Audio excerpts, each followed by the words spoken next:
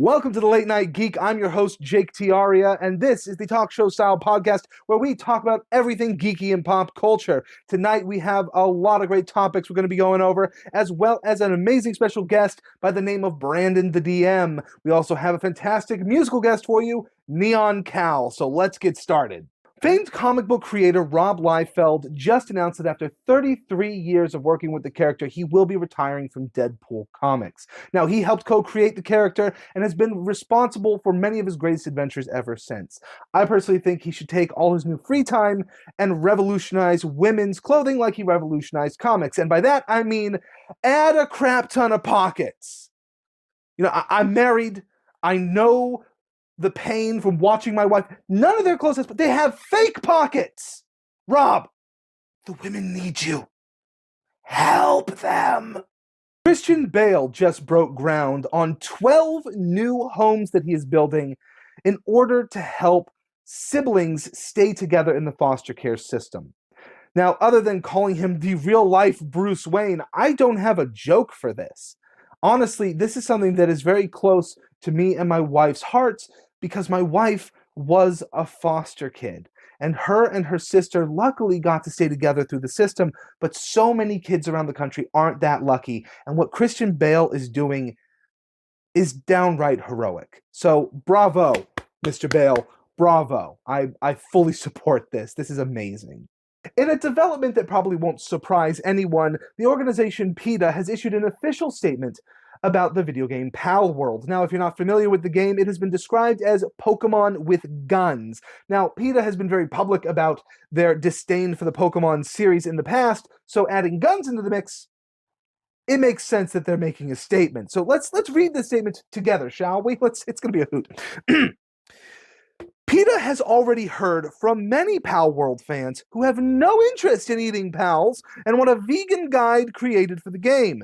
It's Veganuary after all, and gamers want to help animals by eating vegan in their game worlds and outside. You know what that statement doesn't mention? The guns! You have a problem with them eating the animals, but not handing them an AR-15 so they can take part in the violence against other animals. This is wild. That they make it seem like there's just droves of people like, hey, we're vegan and we don't want to do anything non-vegan in video games. Look, there are people who play Grand Theft Auto who don't want to rob and murder people, but they play Grand Theft Auto nonetheless. I think the vegans can handle a little survival game. Or guess what? They don't have to play it. You can shoot the animals, but don't eat them!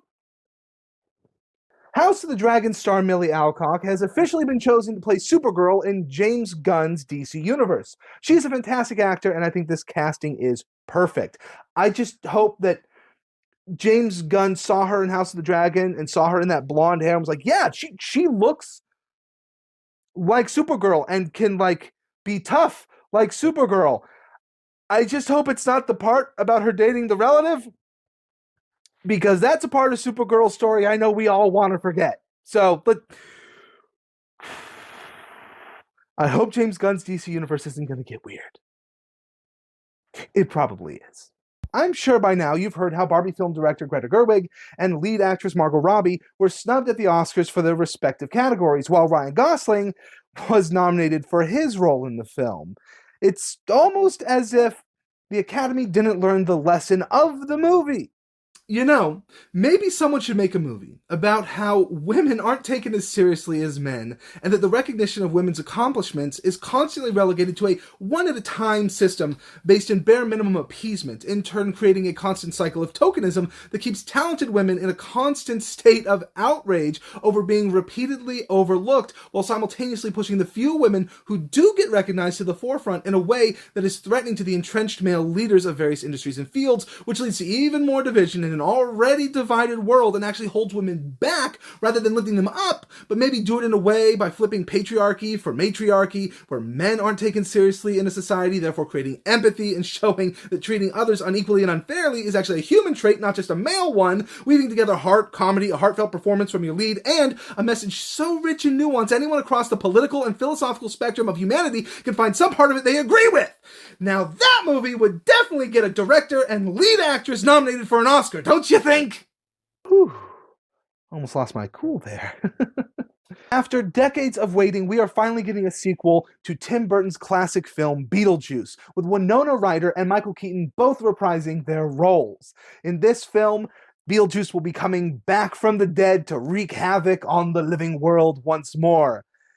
The one thing, though, that I don't think is coming back from the dead for this film is Alec Baldwin's career.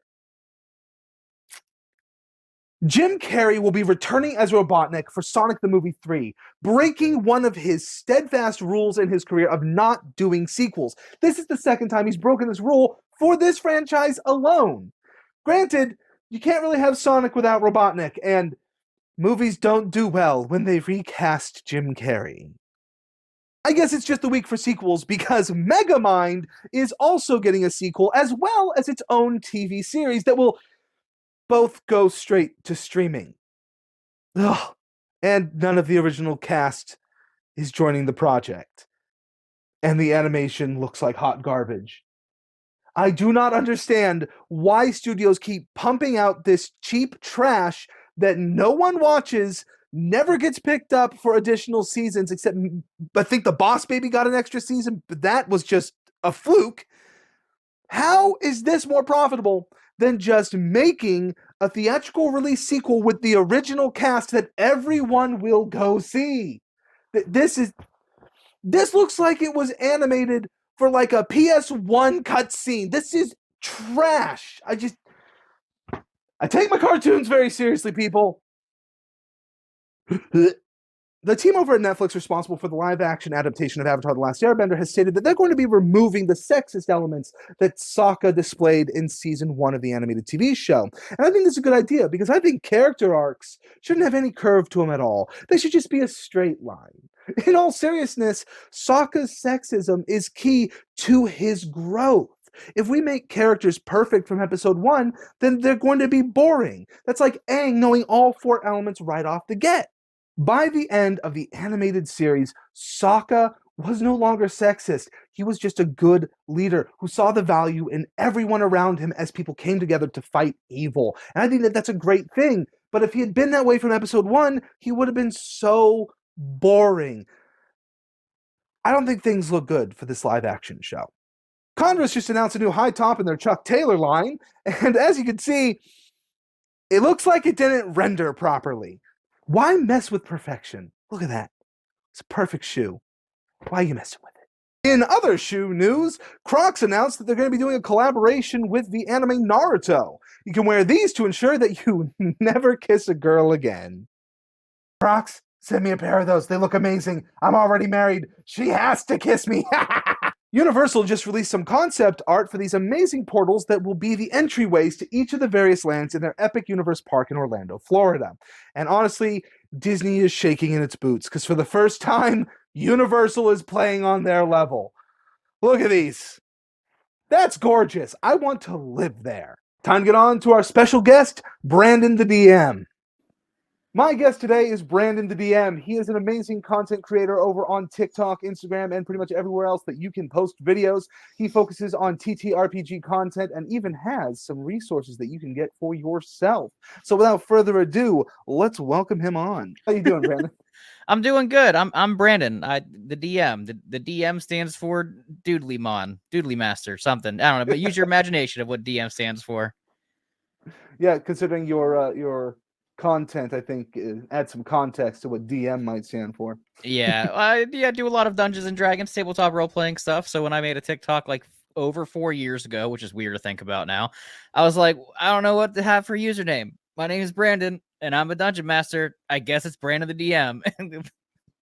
Send. It's funny how that happens. Yep. And man, I'm loving your gaming setup, and it's inspiring me to alter a little bit. Actually, let's do a little lighter. There we go. Twinsies. There you go. Oh, I got the purple. There you go. Yeah, I've got my anime wall over here that I've been working on with a bunch of anime artwork and stuff my wife got. And I've got the shelf behind me that I'm still kind of working on how I want to organize things. But I'm thinking about putting like my Warhammer armies like up there because I've been doing too much Warhammer recently. So it's a problem. Yeah. That's well. So I guess that could lead to our first question. you focus mostly on sort of the Dungeons and Dragons kind of TTRPGs where it's very, imagination centric. Where would that differ with something like Warhammer, where you literally have a table of your armies? That's a good question. I just started playing Warhammer a few months ago. I told myself I was never going to get into it. And I was telling people like at the local game shop I go to, like, I'm not getting into Warhammer because I don't want to. And you can't make me. And then they made me. And then I wanted to. So I started playing it because they pretty much broke it down to me and said, like, listen, it's like D&D combat, but just the combat, no role play. And I was like, okay, we'll try it. Yeah, so that's like nothing like D&D combat whatsoever. It's so much more complicated than that. There's a lot of math, there's a lot of abilities, there's a lot of stuff, but I do really, really enjoy it. It is very much a strategy game versus like a role play game. I think that's the biggest thing. Like in D&D, you have the creativity of freedom and like the ability to be loose on the rules to do these cool things for flair and for fun. Whereas in like Warhammer that I've been like learning and playing more recently, it's like, no, like these are the rules. You have to abide by the rules. It's like an RTS, but in real life. So I really, really like it because it is a nice breakaway from like the role play aspect. It's definitely more of a strategy game versus it is like a storytelling game. So if I want to break away from like telling a story or like being super hyper focused on like the narrative of like this story and these events, if I just want to take big robot and shoot big gun to blow thing up, I can do that just with a lot of numbers. So yeah, it's like story versus strategy, I guess, is the big thing. Yeah. I remember I've only really done D&D, and we actually used your resource book. We did a live stream a while back ago. That was so cool. Yeah, it was. I think we did the story of I think it's the dire hamsters, gerbils, guinea pigs. Dire guinea pigs. The dire guinea pigs. That was a really fun story. And one of the things that came up was one of our players was a lot more experienced than the rest of us. Most of us, it was our first time. Yeah. And I think he killed all of the guinea pigs. And I almost got killed like by the first one. Like, I will fully admit that some of the quests in the Codex of Quests, that first book, need some balancing to them. But the beauty of a book like that is like you're the DM or the GM. You can balance and edit however you want to do it. In hindsight, after looking at some of these quests, I was like, we made those guinea pigs way too strong. But luckily, a lot of people that are like us DMs and GMs pick up on that. And they're just like, I'm either going to give my players extra levels or I'm going to nerf these guinea pigs. Yeah, it was our friend's first time DMing too, and so he worked the story a little bit. I think he added a twist at the end with the person. We go to this person's cabin. I don't know if that was part of the original story, but I know he made some alterations to it, and it was a really fun game. And the Codex of Quests, first plug, is an amazing resource. Honestly, just to have. The artwork is awesome. I want to get a Tanuki tattoo. The Rentuki? Yeah. Rentuki. I always say, because Tanuki is a thing. I always want the Rentukis. Those are so cool. I'll probably put a graphic here, but it's a red panda mixed with a turtle. Yep. And it's in their Codex of Quest. It's amazing. Yeah, we first of all the artwork, I got to give shout out to Ian, aka Artful Thinking on TikTok and Instagram. He is fantastic. He did all the art for the books for both of them and absolutely busted his tail. And we paid him very well for this. Honestly, Ian made more money off of the books than we did because, as the people that wrote it, we did the writing and everything, self-published, blah, blah, blah, blah. But like we wanted like the artwork to be a specific style. So I was just like, listen, I'm not taking a cut from any of the funding we get from this, obviously, because it's a Kickstarter, but like we're paying an artist well. So I'm like, Ian did fantastic. And for us being a small company and him to bust out as much art as he did for these books and do what he did was truly a blessing. It was, we paid him as best as we could. Obviously, that's why we did like the Kickstarters and everything. So we could pay for things like printing, funding, art, and et cetera, et cetera. But even like, it's like the biggest like favor / like blessing anybody could have given me for these books and these projects, because he absolutely killed it on the art for this, and it was done by one person, which is absolutely insane. So I give all the props for like the cuteness and like the design and everything to him for all the stuff. So he worked very well with us on the sense of like if we had like a vision of something, we would send him like a concept of like, hey, this, and this, and it looks like this. Can you make some magic happen? And then like the next day, be like, I made magic happen, and I was like, I like that. That's okay, cool. Then oftentimes like me and him be up late at night, and I would have like my art tablet out, and I'd like do really really bad concept art, and be like, can you make this good? And he'd be like, yeah, I can make it good. He did great. But the Ren Tookies, yes, they are like the little red pandas mixed with like turtles. The story behind the Red Tookies is, I want to say like 4 years ago, we were doing a live stream, like a 24-hour stream, and we have been very, very sleep deprived. It was bad. Like we've been up for like over 24 hours, and we're like, hey, everybody, let's make a monster together. Half asleep. It's going to be great. And like us, our community, and like me and Ian, the chat, and everybody, we came up with like just a bunch of stupid monsters that were just like combinations of other stuff mixed together. And one of them was the Ren Tookie. And the Ren Tookie, it stuck. It just did. People fell in love with it. And yeah, so much so that that's when our second book came along. It's one of those things that it's cute, yet you could see it being terrifying, like the miners from Galaxy Quest. It's just such an iconic design. It's funny that came about in a sleep deprived fugue state. No, the Ren Tookie definitely started off as like my sleep paralysis monster, and then it became an adorable trademark of ours, I guess. So one of the series you are most known for is your Dungeon Master Therapy. Now, how did that story come about? Actually, it's so simple and stupid that I can't believe that it worked. Basically, long story short, I used to work in mental health. I did for about 10 years. I actually just recently switched careers because I needed a break away from that field for a while, because it is very mentally taxing and just like draining. So anybody that works in mental health, like, you know what I'm talking about. I give all the props to you if you're still doing it. Maybe one day I'll go back to it, but I had to do something different. Anyways, years ago when I started the DM therapy skit, I was doing mental health work for kids, and I needed to come up with I wanted to come up with a good series that I could do like on TikTok and like YouTube and stuff that was like kind of original, but like there's so many things that aren't original anymore because everybody is constantly putting out content where it's hard to come up with like a super original idea. And, I was just scrolling through like TikTok and stuff one day. And, the one thing I came across a lot were like, because I was like on the mental health side of TikTok because of like what I did for a living.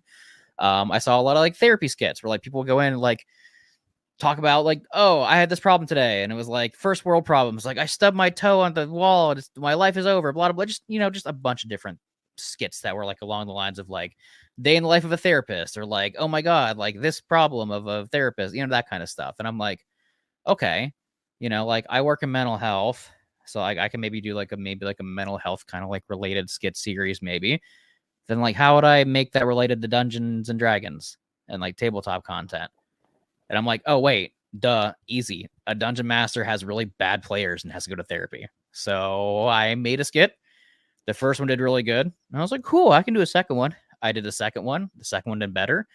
And then Dungeon Master Therapy Part 3 was quite literally the skit, the one that changed like my entire online career, because it blew up and got millions and millions of views and spawned an entire just like saga of Dungeon Master Therapy videos that I've now been doing for a couple years, which is insane to think about. And that's really it. That's where DM therapy came from. I used to work in mental health. How can I make mental health related to D&D? DM has problems, talk to therapist. That was it.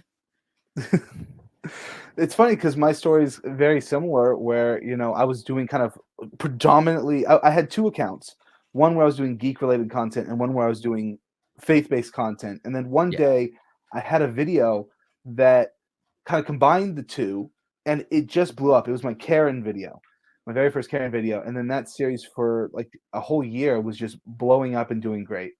And that's when I decided to combine the two and became what I've kind of become. Yeah. And it's just crazy how one thing, and it's usually something that combines two of your interests. Yeah. Will just change the whole trajectory. It was crazy too, because like a lot of people, and I can't believe I didn't come up with something like that like sooner, because like a lot of people knew I worked in mental health with kids, and everybody obviously knew I did D&D and TTRPG content. How I didn't like just kind of like put two and two together sooner, like I don't know, but once I did, it was like, oh my God, yeah, of course this worked. Duh. Like, yeah, just makes sense. So in your opinion, what makes a good DM? A good DM is somebody that can get together with their friends to tell a story and just have fun. You don't need to know all the rules by heart. You don't need to have like the world's most original and perfect story.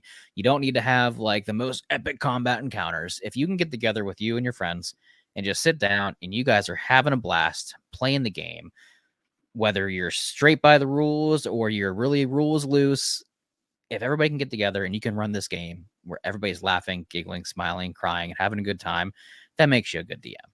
I'm very much a person that is like rules loose. If people are having fun, forget the rules, forget how the book was supposed to go. If people are enjoying it, then just roll with it. And that's it. And I tell people all the time, like, listen, being a DM isn't hard. Like, it's not. You don't overthink it. Keep it simple and just have fun. Come up with stupid things on the fly. Your players, A, aren't going to know it was on the fly unless you tell them usually. Or B, if they know it's on the fly, then they're going to think it's impressive that it was on the fly. Just have fun with it. It's so simple to be a DM when you strip down the rules and the numbers and everything that, yeah, eventually you have to learn like some of that stuff to like keep things proper, depending on how like close to the rules you want to run everything. But it really comes down to like, are you having fun? Yeah, cool, great DM. Right now, there's a lot of tabletop RPG content out there in the mainstream. Yeah. You have Dimension 20 over on Dropout. You have the Critical Role team. You have Vox Machina, which I think is also Critical Role. Yeah. What are your thoughts on how D&D for decades was kind of something nerds did in the basement, and now it's something that has just completely hit the mainstream? Is it I good? think Is it's it bad? Is it mixed awesome that both? it's mainline because I used to get picked on slightly for doing stuff like that.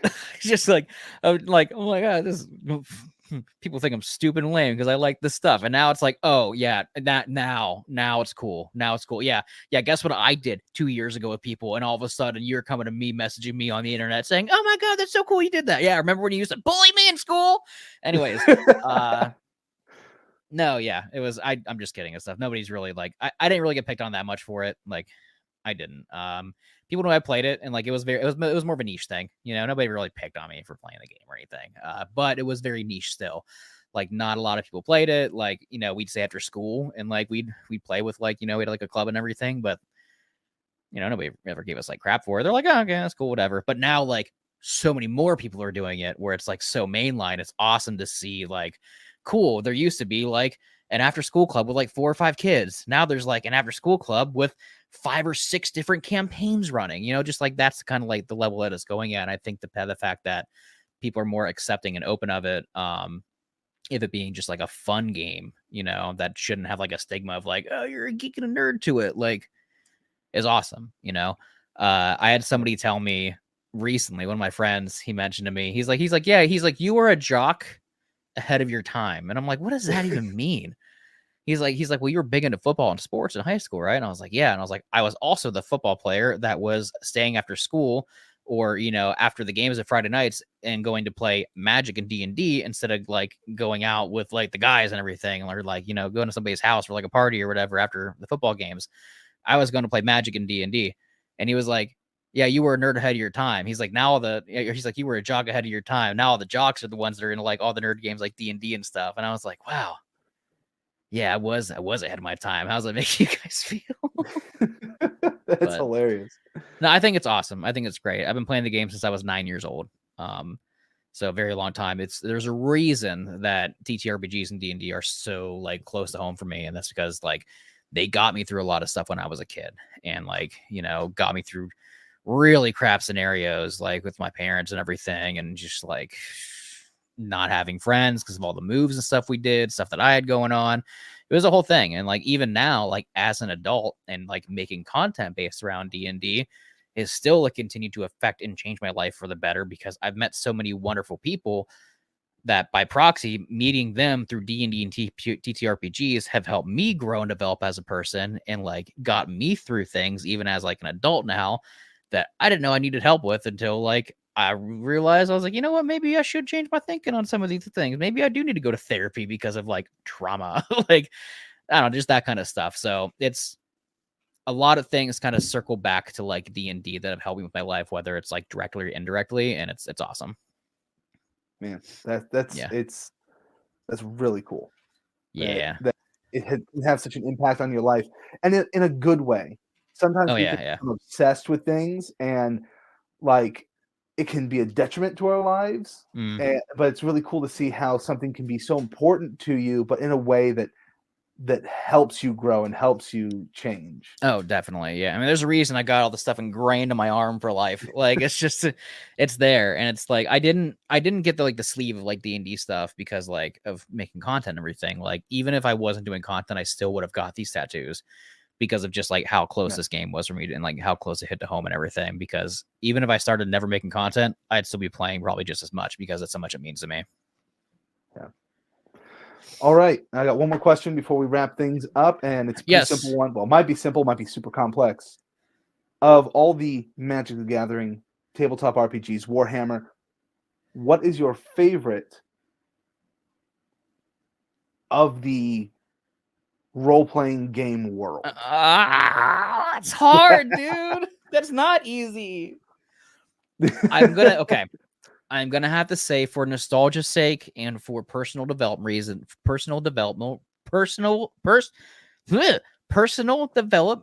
reasons, Dungeons and Dragons. I will say that that's like the default answer. It's been with me since I was a little kid, since I was like 9 years old. It got me into creative writing, storytelling, made friends, spawned all this content and stuff for me. I've done charity events, I've done books, I've done all these things based around D&D. So I have to say, by default, Dungeons and Dragons. However, disclaimer, there's a lot of really good TTRPGs out there. Things like Quest, the Power Rangers RPG, Tales from the Loop, Old Tales of Appalachia. There's so many out there that I also play as well too that we've been playing. That just because I said D&D by default doesn't mean that there's other stuff that I don't enjoy just as much, because there very much is. But yeah, that's the answer. However, I am a sucker for playing some Commander. Commander is a lot of fun. I got a problem. My Feldegriff deck makes people cry, so I hug too hard. It's funny because people always ask me a similar question. What's your main thing for being a geek? And it's a similar answer. Yeah. For me, it's Star Wars. Yeah. But you see this wall, but you can't see it super wide in the shot. But yeah, there's stuff from all over. But I got like on the side of it, it's like all lightsabers. Yeah. It's like I'm a giant Star Wars guy too. It's just like, I talk about Star Wars and stuff. Like I've got Boba Fett tattooed on my leg, like, and I've got 3 lightsabers sitting over here in the corner. It's just I love Star Wars. I just don't do a lot of content based around Star Wars. It doesn't mean I don't like it. There's so many other things that I love and that I'm interested in that I do. It's just, when it comes to content, I have my main focus I kind of focus on. But yeah. Yeah. All right. Well, thank you so much for being on the show tonight. And of course, I would love to give you an opportunity to just plug away. Give whatever you're working on, projects, books. Heck yeah. You can books. You think I'm writing another book? Gee, listen, we wrote 2 books in a year. Never again. After we get done with Red Tookie Island, I was like, let's do a third. We were going to do a third book, actually. But then, like, there was a whole thing with the OGO. And I was like, no, let's hold it off. And I'm happy that we held it off, because if I did a third book, I probably would have been, just I don't know, bashing my head against the wall over and over, regretting my decisions because stress. Anyways, you can find me at youtube.com/the Cantrip Cast. That is our TTRPG kind of like network where we do like me and my team do our campaigns and other goofy fun videos. And I got YouTube shorts on there and stuff too. We stream our current campaign that is called Mortal Webs every Wednesday at 9:30 p.m. EST. Mortal Webs is a TTRPG with 3 players that are all utterly stupid. And it runs off of the Quest system. It's a very simple D20 system that is more about narrative and storytelling, and it's a lot of fun. There's about 15 episodes right now, give or take, and each episode's about an hour to an hour and a half long, so very consumable. We keep our episodes short so you can sit and binge it all and wait for us to leave you on another cliffhanger the following week. Additionally, you can follow me on TikTok.com. TikTok. You can find me on TikTok.com/@BrandonTheDM. And if you like to, you can follow me on Instagram too. It's the same thing, BrandonTheDM.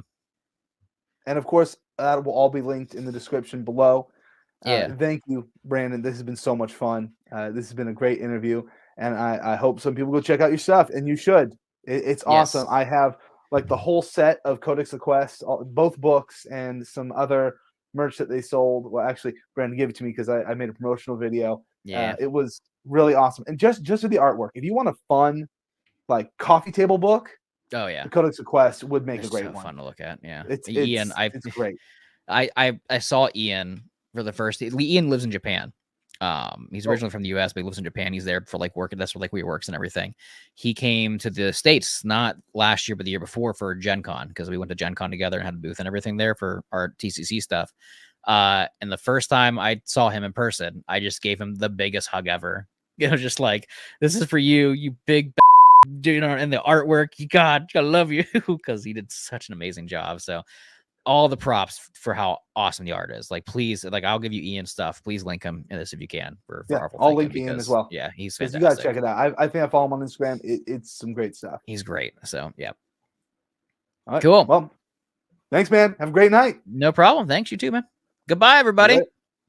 That Codex of Quests is phenomenal. Like I mentioned in the interview, the art is superb. I will be linking everything you need to know, from Brandon the DM to the Cantrip Cast to the illustrator of the book to the book itself, down in the description below. And without further ado, it is time to get to our musical guest, the fantastic Neon Cowell.